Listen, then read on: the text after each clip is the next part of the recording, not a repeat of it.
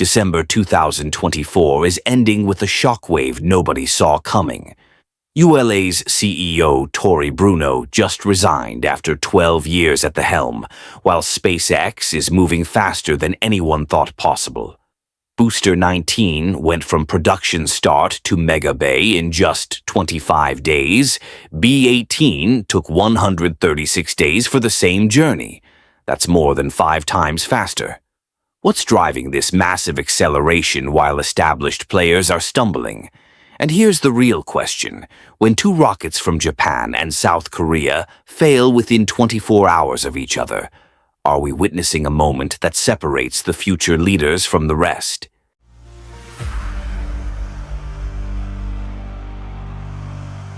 Let's start with the numbers that tell the real story. December 20th marked something extraordinary at Starbase. The final section of Booster 19 rolled into Mega Bay, completing a journey that started just 25 days earlier, on November 25th. To understand why this matters, you need to know what happened with B-18. That same process took 136 days, more than 4.5 months. SpaceX just did it in less than a month. This isn't incremental improvement. This is a fundamental transformation in how they build rockets. But here's what makes this truly remarkable. B-18 exploded during testing. Most companies would spend months investigating, reorganizing, implementing new procedures. SpaceX did all of that and somehow came back faster than before. How does a company turn a catastrophic failure into accelerated production? The answer lies in what happened behind the scenes. While everyone focused on the explosion, SpaceX engineers were already redesigning workflows, refining integration processes, and eliminating bottlenecks that had nothing to do with the failure itself. They treated the setback as an opportunity to rebuild their entire approach. By the time B-19 started moving through production, it was entering a completely optimized system. Right now, B-19 is on track for cryogenic testing in early January, followed by static fire in mid-January. If everything holds, Flight 12 could happen in late January or early February, the exact same window originally planned for B-18. Think about that. Despite losing a booster, despite the investigation, despite everything, they're back on the original timeline. That's not luck. That's operational excellence at a level the aerospace industry has never seen. But B-19 isn't moving alone. Ship 39 completed full stacking weeks ago, yet it's still sitting at the production site. Road closures were announced for transport to Massey, and people expected an immediate rollout. It didn't happen. Why would SpaceX delay after moving so fast with the booster? The answer reveals something crucial about how they're operating now. After B-18 and S-36, caution isn't weakness, it's strategy. S-39 is likely undergoing additional monitoring, inspections, modifications that weren't originally planned. SpaceX learned that speed means nothing if you're rushing toward another failure. The real question isn't why S-39 is delayed. It's whether this extra scrutiny will prevent the next incident. Meanwhile, the Massey test platform itself is getting a major upgrade. After installing the SQD system, SpaceX decided to add something new, a static fire mount system. This isn't random equipment. Chrome Kiwi's 3D renders from earlier this year showed exactly this configuration, suggesting SpaceX has been planning this for months. On December 19th, the first frame went vertical. By December 22nd, a second frame was installed. But these are just the structural bones. The actual functional component, a large sail-like structure, was recently moved by tow truck and is likely already at Massey. What does this tell us? SpaceX isn't just preparing for Flight 12. They're building infrastructure for a completely different testing regime, one designed for higher cadence, more flexibility, and the transition to Starship Phi 3. When S-39 finally rolls out, it'll enter a testing environment that didn't exist a month ago. There's also something happening at the launch site that most people are missing. After weeks of water deluge testing, SpaceX has shifted focus to upgrading the chopstick actuator system. This new system will enable faster opening and closing speeds, smoother motion, and better integration with future vehicles. Why does this matter right now? Because V3 is coming, and the current chopsticks weren't designed for what's next. SpaceX is preparing the launch infrastructure for vehicles that don't even exist yet. And then there's Gigabay. Every few days, new modules get added to the crane's cable tower, pushing its operational altitude higher. At the current pace, Gigabay will be fully operational by mid-2026. This isn't just another building. It's the production facility designed to manufacture starships at a scale the world has never seen. When it comes online, everything changes. All of this points to one undeniable reality.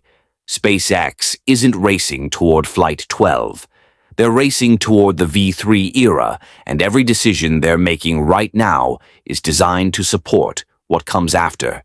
Now let's talk about what happened at ULA, because this is where the contrast becomes impossible to ignore. Tory Bruno's resignation wasn't announced with fanfare or a planned transition. It just appeared on X. "Thank you for the opportunity to lead this amazing team." After nearly 12 years as CEO, an eternity in modern aerospace, he's gone. Lockheed Martin's statement was carefully worded, departing for a new opportunity. That means he's not retiring. He's going somewhere else. Where? Nobody's saying yet. John Elbin, ULA's COO, steps in as interim CEO while they search for a permanent replacement. But here's the uncomfortable question. Who wants this job right now? Bruno took over in 2014 when ULA was still the dominant force in national security launches. He inherited a company with an unbroken success record and decades of government trust. What he's leaving behind is something very different. Delta IV Heavy retired in early 2024. Atlas V is flying its final missions because Russian RD-180 engines are no longer available, and nobody wants that dependency anyway. Vulcan Centaur was supposed to be the answer. Since the beginning of 2024, it's launched 3 times. 3. Compare that to SpaceX, which has launched over 130 times this year alone. ULA's entire 2024 launch manifest, 6 missions, equals roughly 3 weeks of SpaceX operations. The numbers aren't just bad, they're existential. There's another problem that doesn't get discussed enough. ULA doesn't make its own engines. They're completely dependent on Blue Origin's BE-4. That means their launch schedule is constrained by someone else's production capacity. When Jeff Bezos's company has delays, ULA has delays. It's a fundamental vulnerability that didn't exist in the Atlas era. And then there's reusability. ULA's rockets are fully expendable. Every launch throws away tens of millions of dollars of hardware. In 2014, that was normal. In 2024, it's a competitive death sentence. Bruno knew this. He talked about reusability for years. But ULA never built it, and now they're watching SpaceX land boosters while their vehicles fall into the ocean. The financial pressure has been building for years. Multiple reports suggested ULA was for sale, with Blue Origin and Sierra Space mentioned as potential buyers. Nothing materialized. The joint venture between Lockheed Martin and Boeing continues, but it's hard to see the path forward. Bruno once predicted 20 to 25 launches next year. With his departure, even that optimistic forecast feels uncertain. Here's what this really means. ULA's crisis isn't about one CEO leaving. It's about a company that was built for an era that no longer exists, struggling to compete in a market it once dominated. But SpaceX and ULA aren't the whole story. On December 21st, Japan's H-3 rocket launched from Tanegashima carrying the Michibiki 5 navigation satellite. The first stage performed perfectly. Then the second stage engine failed to reignite. It shut down early. The satellite never reached its intended orbit. Mission failure. JAXA immediately formed a task force to investigate the LE-5B3 engine. This was H-3's second failure after 5 consecutive successes. All future H-3 launches are now on hold.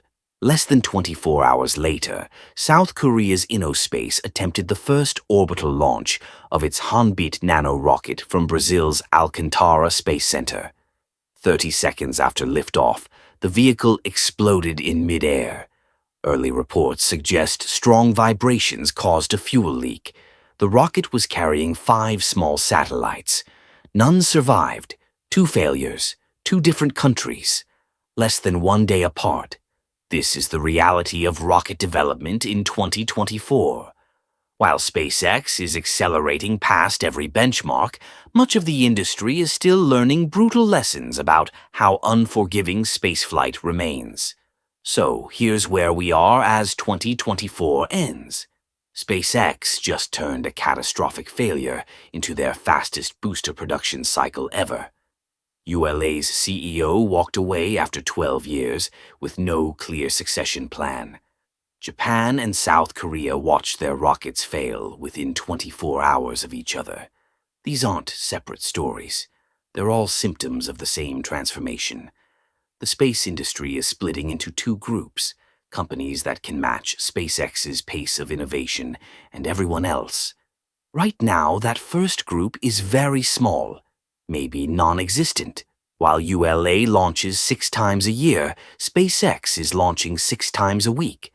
While others investigate failures for months, SpaceX investigates and accelerates simultaneously.